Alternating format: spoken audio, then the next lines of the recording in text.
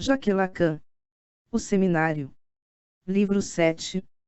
A Ética da Psicanálise. Texto estabelecido por Jacques Alain Millet. 13. A Morte de Deus. Do simbolismo sexual. Do Numen a Mensagem de Moisés. O grande homem e seu assassinato. Cristocentrismo de Freud. O gozo e a dívida.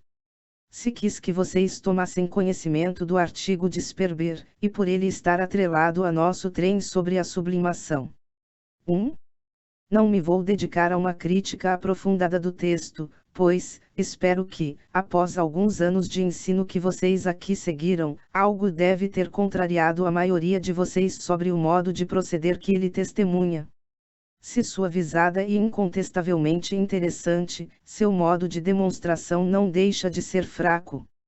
Referir-se ao fato de que palavras, com presumida significação originalmente sexual, puseram-se a veicular sucessivamente um rastilho de sentidos cada vez mais afastados de sua significação primitiva, a fim de provar a origem sexual, comum, sob uma forma sublimada, das atividades humanas fundamentais, e tomar uma via cujo caráter de demonstração parece-me ser, no parecer de todo espírito de bom senso, eminentemente refutável. Que as palavras cuja significação era primitivamente sexual tenham progredido como bola de neve até recobrirem significações muito afastadas não quer dizer, no entanto, que todo o campo da significação esteja recoberto.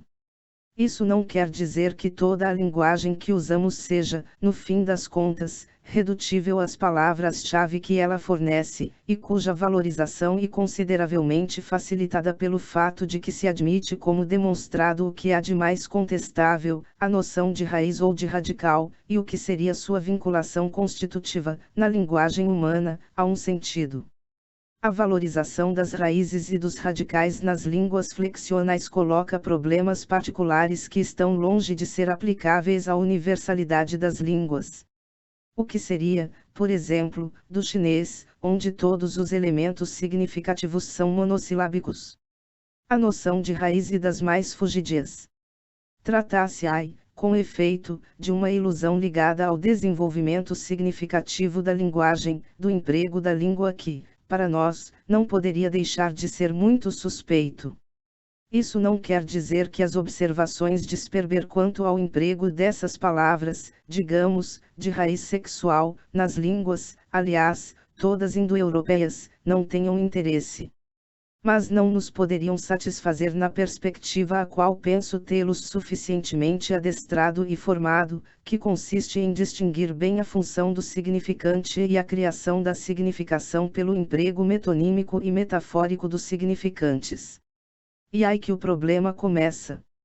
Porque essas zonas nas quais a significação sexual progride feito bola de neve, porque esses rios nos quais, habitualmente, ela se espalha, e um sentido que, como vocês viram, não é indiferente, são especialmente escolhidos para que se ponha em uso, a fim de atingi-los, palavras que já foram empregadas na ordem sexual. Porque justamente a respeito de um ato semifalho de seção, de um ato de cortar mais ou menos amortecido, sufocado, mal feito que se vai fazer ressurgir a origem presumida da palavra, buscada na perfuração dos mais primitivos trabalhos, com uma significação de operação sexual, de penetração fálica. Porque se vai fazer ressurgir a metáfora fuder a respeito de algo fudido. Porque a imagem da vulva que surgira para expressar atos diversos, entre os quais o de se furtar, de escapar, de se mandar, como diversas vezes foi traduzido o termo do texto alemão.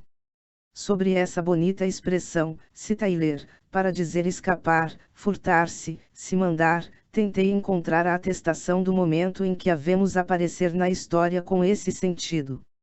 Tive muito pouco tempo para fazê-lo e, nos dicionários e aparelhos de que disponho, não descobri, e bem verdade que não tenho em Paris os dicionários sobre o emprego familiar das palavras.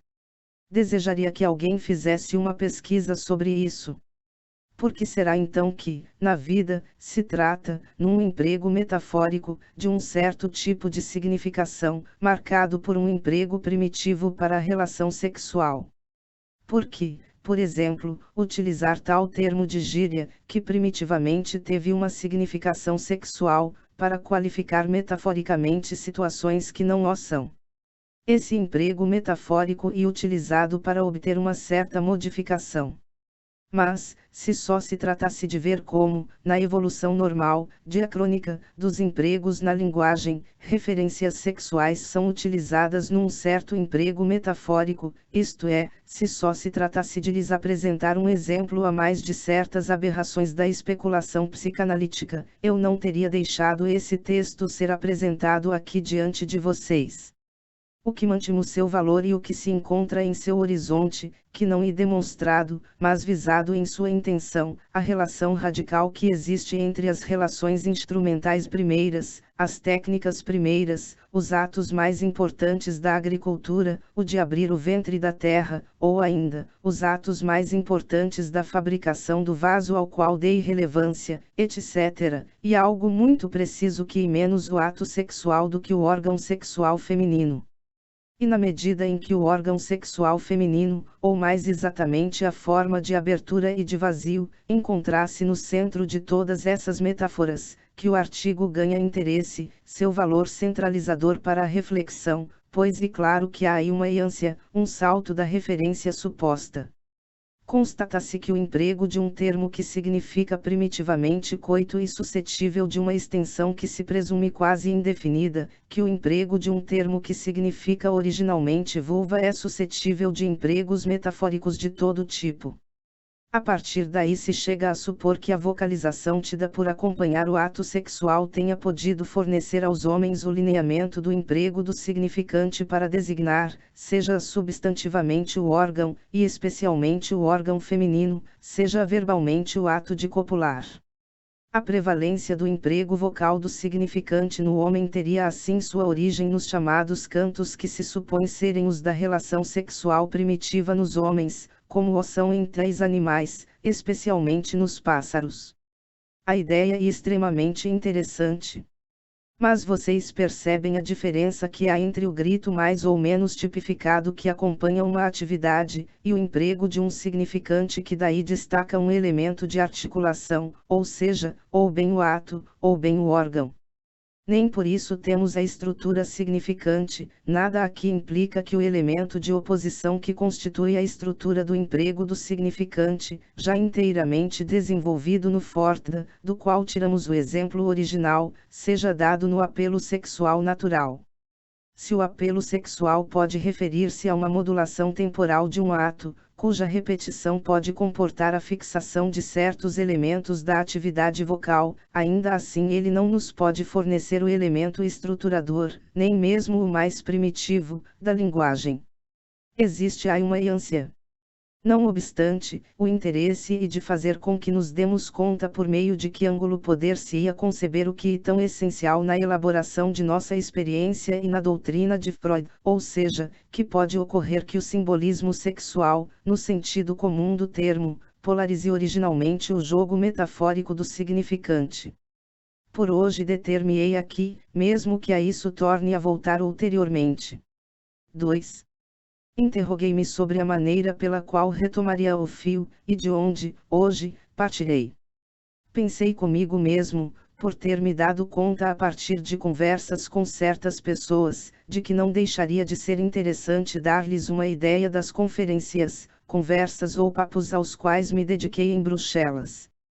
O fato é que, da mesma forma que quando tenho algo para lhes transmitir, isso entra na linha de meu discurso, e praticamente nada mais faço, mesmo quando o transporto para fora, do que retomá-lo aproximadamente no ponto em que o sustento.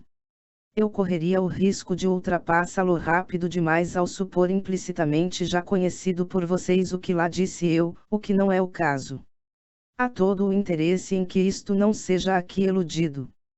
Pode parecer-lhes muito sem cerimônia essa maneira de proceder, mas não tenho muito tempo, com o caminho que nos resta a percorrer, para deter-me em preocupações de professor. Não é a minha função. Até mesmo me desagrada ter de colocar-me em posição de ensinar, pois, um psicanalista que fala diante de um público não iniciado adquire sempre um sentido de propagandista. Se aceitei falar na Universidade Católica de Bruxelas, filo num espírito de ajuda mútua e com fins de apoiar a presença e a ação daqueles que são nossos amigos e camaradas na Bélgica. Essa preocupação, evidentemente, não deve, a meu ver, ser sempre colocada em primeiro plano, porém em segundo. Encontrava-me, portanto, perante um público, com certeza muito amplo e do qual tudo me deu a melhor impressão, convocado pelo chamado de uma universidade católica, e isso, por si só, explicar-lhes, porque lhes falei primeiro do que se refere em Freud à função do pai. Como se poderia esperar de mim, não usei meias palavras, nem médios termos. Não obstante, vocês conhecem qual é a minha posição no que diz respeito ao que se chama de verdades religiosas. Isso talvez mereça ser uma vez explicado, embora creia já tê-lo tornado bastante claro. Que seja por uma posição pessoal, ou em nome de uma posição de método, de uma posição dita científica, a qual ocorre de se aterem as pessoas que, por outro lado, são crentes, mas que não obstante, num certo âmbito, acreditam ter de deixar de lado o ponto de vista propriamente confessional, há um certo paradoxo em excluir praticamente do debate e do exame das coisas termos e doutrinas que foram articulados no campo próprio da fé, com o pretexto de que pertenciam a um âmbito reservado aos fiéis. Vocês me ouviram um dia engrenar diretamente num trecho da Epístola de São Paulo aos Romanos a respeito do tema da lei que constitui o pecado. E vocês viram que à custa de um artifício, do qual eu poderia muito bem ter me abstido, ou seja, a substituição do termo da coisa pelo que no texto se chama de pecado, chegava-se a uma formulação muito precisa do que eu lhes queria então dizer referente ao nó da lei com o desejo. Pois bem, não considero que esse exemplo, que a respeito de um caso particular adquire sua própria ordem de eficácia, e que ocorre ter sido particularmente favorável para chegar, por uma espécie de escamotagem, naquilo que, naquele momento, eu tinha para lhes mostrar, seja tomado por acaso. Para nós, analistas, que, nos fenômenos que são de nosso próprio campo, pretendemos ir mais longe do que certas concepções de uma pré-psicologia e abordar as realidades humanas sem preconceitos, não é absolutamente preciso dar adesão a essas verdades religiosas, qualquer que seja, e cujo leque pode abrir-se na ordem do que se chama de fé, para que nos interessemos pelo que se articulou em termos próprios na experiência religiosa, em termos, por exemplo, do conflito entre a liberdade e a graça. Uma noção tão articulada quanto a da graça e insubstituível quando se trata da psicologia do ato, e não encontramos nada equivalente na psicologia acadêmica clássica. E não apenas as doutrinas, mas também a história das escolhas, isto é, das heresias que são atestadas nesse registro, a linha dos arrebatamentos que motivaram um certo número de direções na ética concreta das gerações, pertencem a nosso exame e até mesmo requerem, em seu registro próprio e em seu modo de expressão, toda a nossa atenção. Não basta que certos temas sejam usuais apenas para a gente que crê crer, afinal, que sabemos disso. Para que esse âmbito lhes permaneça reservado. Para eles, se supomos que creiam verdadeiramente nisso, não são crenças, são verdades. Aquilo em que creiam, seja que creiam crer ou não creiam, nada é mais ambíguo do que a crença, uma coisa é certa, e que eles creiam sábilo. E um saber como os outros, e, como tal, cai no campo do exame que devemos conceder a qualquer saber, na própria medida em que, enquanto analistas, pensamos que não há saber algum que não se erga sobre um fundo de ignorância. E isso que nos permite admitir como tais muitos outros saberes além do saber cientificamente fundado. Não é inútil que eu tenha assim afrontado um público que representa um setor importante do domínio público. Que eu os possa ter feito prestar ouvidos resta problemático, e só o futuro dirá. Isso não terá a mesma importância para vocês, que são um público totalmente diferente. Quanto a esse tema da experiência religiosa, Freud tomou a posição mais incisiva, disse que tudo o que nessa ordem era de apreensão sentimental nada significava e era literalmente, para ele, letra morta. Mas, se com respeito à letra nós temos aqui a postura, que e a nossa, isso não resolve nada, por mais morta que esteja, essa letra foi deveras articulada. Pois bem, perante pessoas supostas não poderem dessolidarizar-se de uma certa mensagem que interessa à função do pai, na medida em que ela se encontra no amago da experiência que se define como religiosa, pude avancar com toda a segurança que quanto a isso Freud, como expressava-me eu num subtítulo que assustou um pouco, pesa na balança. Basta abrir esse pequeno livro que se chama Moisés e o Monoteísmo que Freud preparou durante uns 10 anos, pois desde Totem e Tabu ele só pensava nisso, na história de Moisés e na religião de seus pais.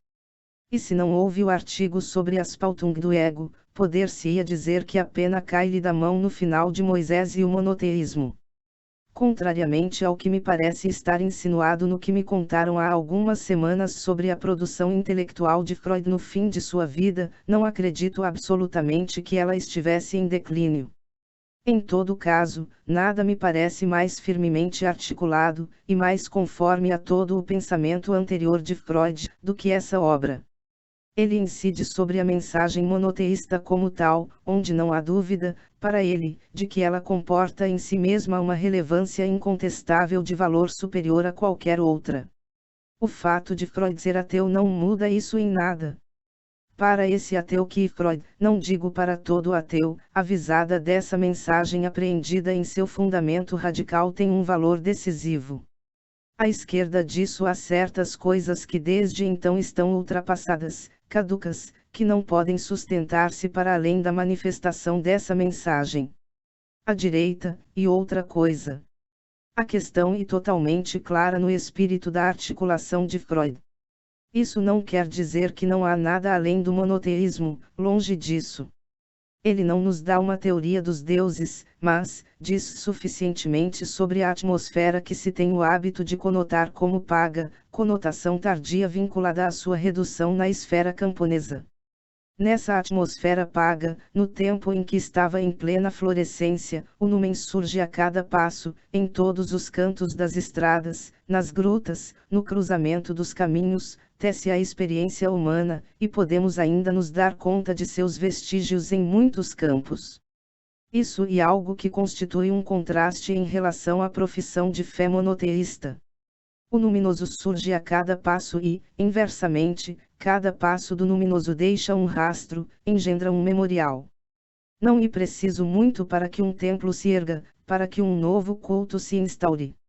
O luminoso pulula e age por toda a parte na existência humana, tão abundante aliás, que algo de dominação deve finalmente manifestar-se, por meio do homem, que não se deixe transbordar. E desse formidável envolvimento e, ao mesmo tempo, de uma degradação que a fábula testemunha.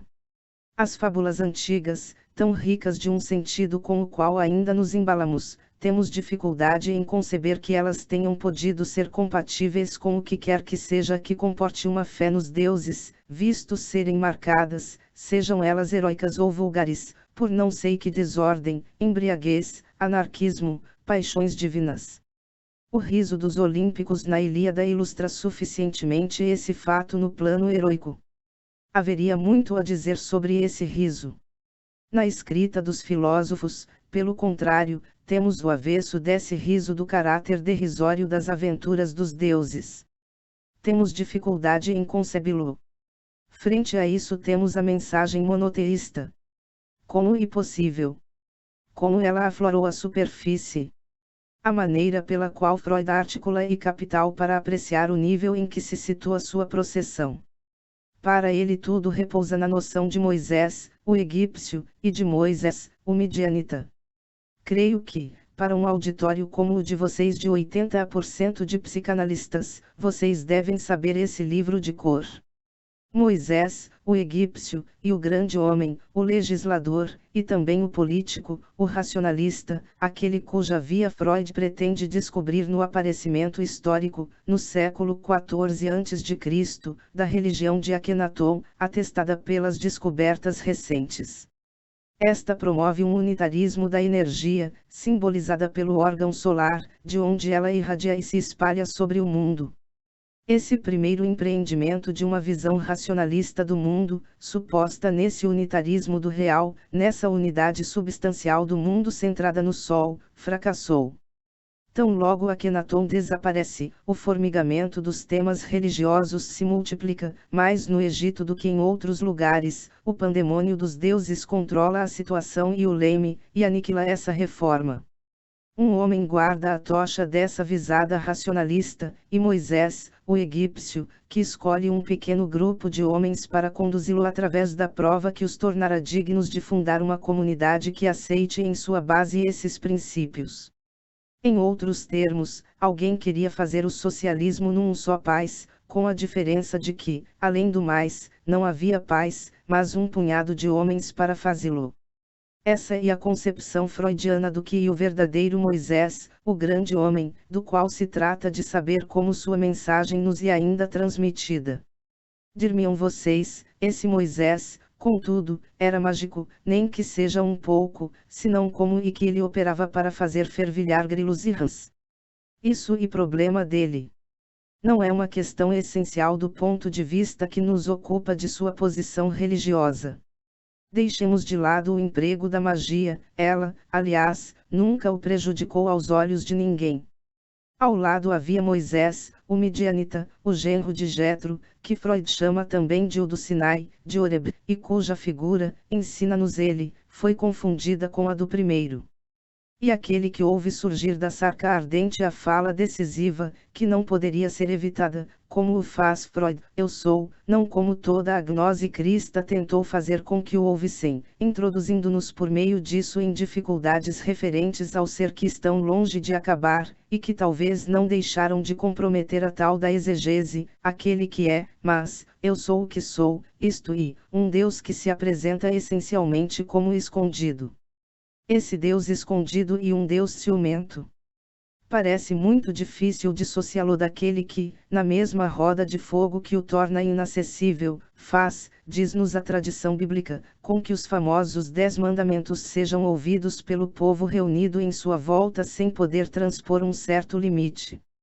A partir do momento em que esses mandamentos se revelam ser para nós a toda prova, quero dizer aplicando-os ou não, ainda os ouvimos, eles podem revelar-se em seu caráter indestrutível serem as próprias leis da fala, como tentei demonstrar-lhes. Moisés, o midianita, parece nos colocar um problema que lhe próprio, gostaria de saber diante de quem, diante de que, encontrava-se ele no Sinai e em Horeb. Mas, enfim, por não ter podido sustentar o esplendor da face daquele que disse eu sou o que sou, contentar-nos-emos em dizer, do ponto em que estamos, que a sarca ardente era a coisa de Moisés, e em deixá-la lá onde está. O que quer que seja, resta a suputar as consequências que essa revelação teve. Porque via o problema irresolvido por Freud. Ele considera que Moisés, o egípcio, foi assassinado por seu populacho, menos dócil que os nossos com respeito ao socialismo de um só país. E essas pessoas consagraram-se em seguida a sabe Deus que práticas paralisantes, à medida que perturbavam inúmeros vizinhos, pois, não esqueçamos o que é efetivamente a história dos judeus. Basta ler um pouco esses livros antigos para se dar conta de que em matéria de colonialismo imperativo, eles eram peritos em Canaã, ocorre-lhes mesmo de incitarem mansamente as populações vizinhas a se deixarem circuncidar, e depois, aproveitando-se da paralisia que lhes permanece algum tempo após essa operação entre as pernas, exterminá-los como se deve. Isto não é para criticar um período da religião já terminado. Dito isto, Freud não duvida um só instante de que o maior interesse da história judaica seja o de ser o veículo da mensagem de um Deus único. Eis, portanto, em que pé estão as coisas. Temos a dissociação entre o Moisés racionalista e o Moisés inspirado, obscurantista do qual pouco se fala. Porém, fundamentando-se no exame dos vestígios da história, Freud só pode encontrar a via motivada para a mensagem de Moisés racionalista na medida em que essa mensagem transmitiu-se na obscuridade, isto é, que essa mensagem encontrou-se vinculada, no recalque, ao assassinato do grande homem. E é precisamente por meio disso que pode ser veiculada, conservada num estado de eficácia que podemos medir na história. E tão perto da tradição cristã que é impressionante, e na medida em que o assassinato primordial do grande homem vem emergir num segundo assassinato, o do Cristo, que, de alguma forma, o traduz e o traz à luz, que a mensagem monoteísta se termina. E na medida em que a maldição secreta do assassinato do grande homem cujo poder advém unicamente do fato de ressoar sobre o fundo do assassinato inaugural da humanidade, o do pai primitivo, e na medida em que este, enfim, vem à luz que se efetiva o que cabe bem chamar, pois está no texto de Freud, de redenção cristã. Apenas essa tradição prossegue até seu término a obra de revelar o que está em questão no crime primitivo da lei primordial. Como não constatar, depois disso, a originalidade da posição freudiana com respeito a tudo que existe em matéria de história das religiões? A história das religiões consiste essencialmente em destacar o denominador comum da religiosidade. Fabricamos uma dimensão do lado religioso do homem, no qual somos obrigados a fazer entrar religiões tão diferentes quanto uma religião de Bornéu, a religião confuciana, taoísta, a religião cristã. Isso não é feito sem dificuldades, se bem que quando se dedica a tipificações, não há razão alguma para não se chegar a alguma coisa. E aí chega-se a uma tipificação do imaginário, que se opõe ao que distingue a origem da tradição monoteísta, e que é integrado aos mandamentos primordiais na medida em que são as leis da fala: não farás imagem talhada de mim, mas para não correr o risco de fazer, não farás imagem alguma. E já que aconteceu de eu lhes falar da sublimação primitiva da arquitetura, diria que se coloca o problema desse templo destruído, do qual não resta vestígios. A que simbólica particular, a que precaução, a que disposições excepcionais ele respondia para ser reduzido, até seu ângulo mais recôndito, o que quer que seja sobre as paredes desse vaso que pudesse fazer ressurgir, e Deus sabe como e fácil, a imagem dos animais, das plantas e de todas as formas que se delineiam nas paredes da caverna. Esse templo, com efeito, não devia ser senão um envoltório daquilo que se encontrava no amago, a arca da aliança, ou seja, o puro símbolo do pacto, do no entre aquele que diz eu sou o que sou, e dá os mandamentos e o povo que os recebeu, para que entre todos os povos esteja marcado aquele que possui as leis sábias e inteligentes. Como devia ser construído esse templo para evitar todas as armadilhas da arte?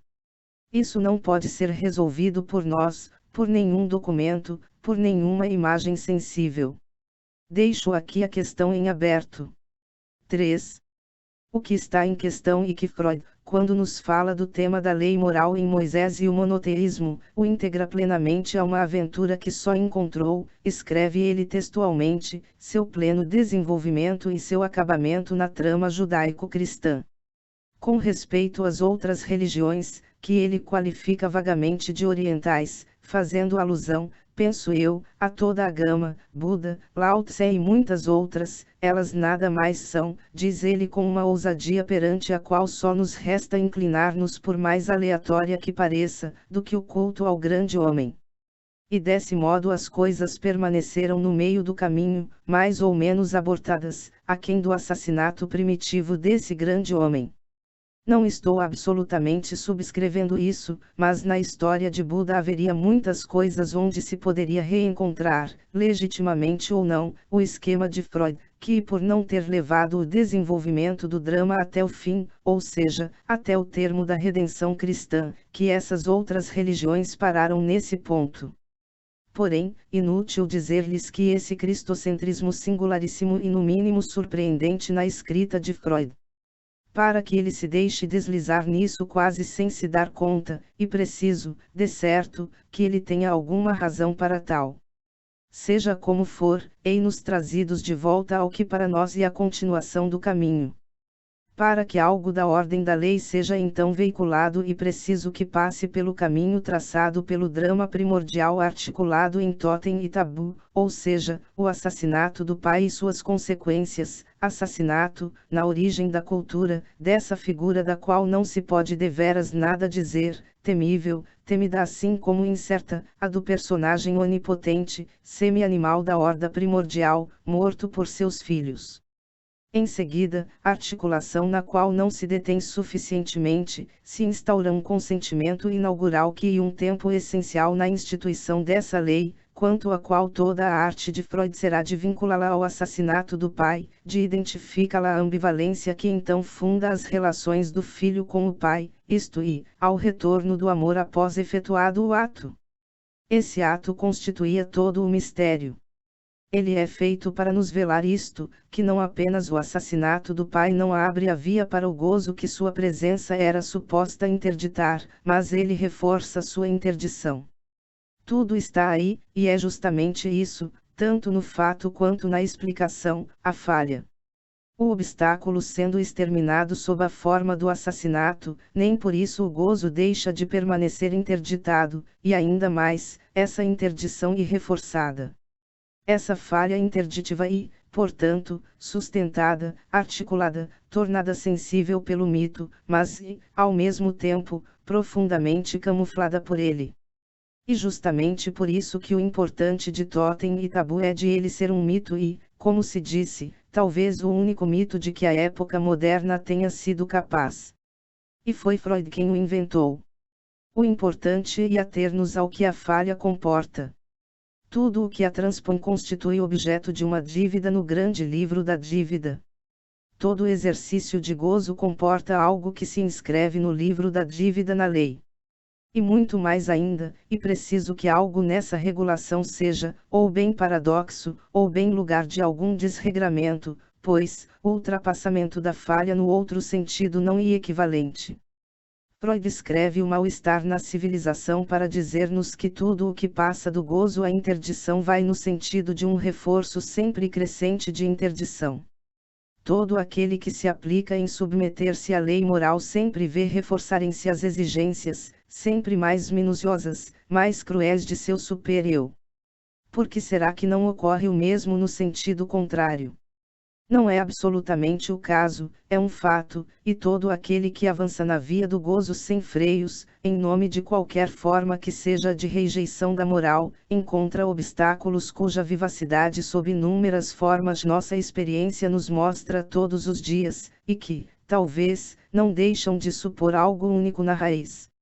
E nesse ponto que chegamos à fórmula de que uma transgressão é necessária para aceder a esse gozo, e que, para reencontrarmos São Paulo, e muito precisamente para isso que serve a lei.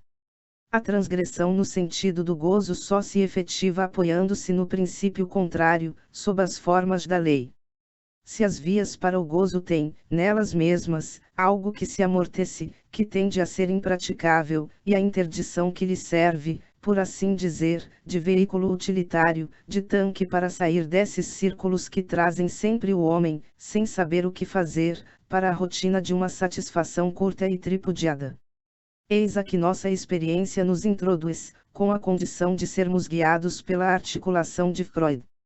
Foi preciso que o pecado tivesse tido a lei para que ele, diz São Paulo, se tivesse tornado, nada diz que ele consegue, mas pode entrever tornar-se, desmesuradamente pecador.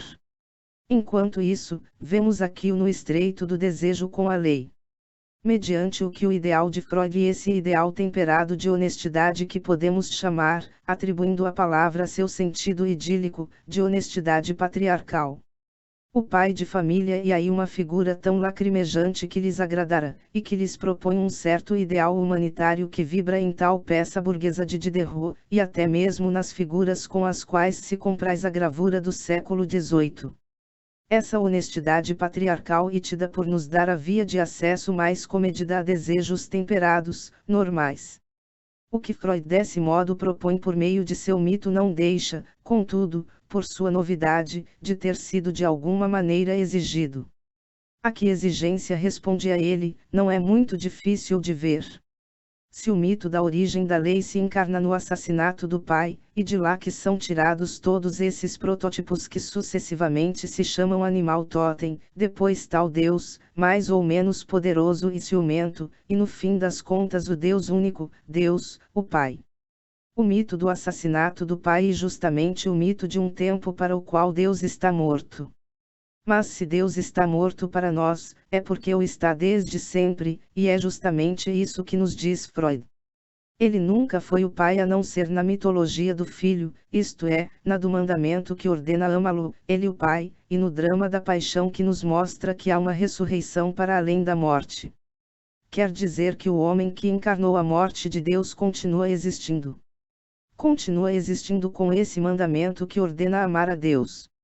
E perante isso que Freud se detém, e se detém da mesma feita, a coisa e articulada no mal-estar na civilização, perante o amor do próximo, que nos parece algo de insuperável, e até mesmo de incompreensível. Tentaremos da próxima vez dizer por quê. Gostaria apenas de acentuar hoje, e não fui eu o primeiro a fazer a observação, que há uma mensagem ateia do próprio cristianismo. E por meio do cristianismo, diz Hegel, que se completa a destruição dos deuses. O homem sobrevive à morte de Deus assumida por ele mesmo, mas fazendo isso, ele se propõe ele mesmo perante-nos. A lenda pagã nos diz que no mar Egeu, no momento em que o véu do templo se rasga, retumba a mensagem: o grande Pan morreu. Mesmo que Freud moralize no mal-estar na civilização, ele se detém diante do mandamento do amor ao próximo. E ao amago desse problema que sua teoria do sentido da tendência nos leva de volta. As relações do grande Pan com a morte e onde vem chocar-se o psicologismo de seus discípulos presentes. E por isso que fiz minha segunda conferência em Bruxelas girar em torno do amor ao próximo. Era também um tema de encontro com meu público.